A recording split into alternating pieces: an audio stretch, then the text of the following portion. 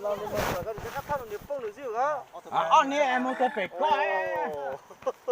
Có bị làm sao không? Chè nó chỉ chéo này thì có lâu ló Cho tôi cho một tháng thì Thế này, anh này có biết đi xe thế không? này thôi nha. có. Chị tới với thằng em này không là chịu khó đi thằng em thấy gì chứ nhỉ?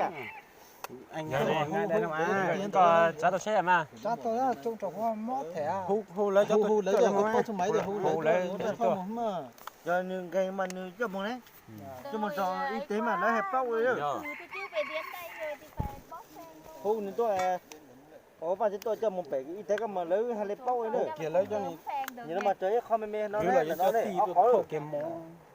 Có bọn nhau này tôi Giá hai chiếc.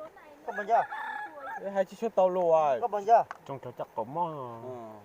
có bọn con nhau cái có bọn nhau đấy bọn nhau Mỏ là hai chiếc tàu. Đập mạnh quá là nó ảnh hưởng ấy đấy. Nó xiết được vào trong.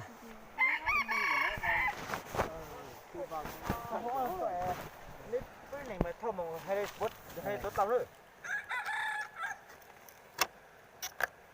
Hỏi xem nó nói được cái chứ. Nó nói không nổi, nó đập vào cái thận của nó rồi.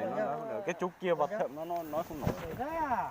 Chỗ đấy nó chặt ép. Có hai như chúng tôi thôi như của một bể xa ấy. Gió nói xe thông xe. Mua xe thông qua ấy cũng đã nó tới của sao.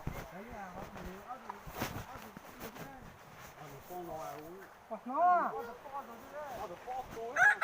Sao?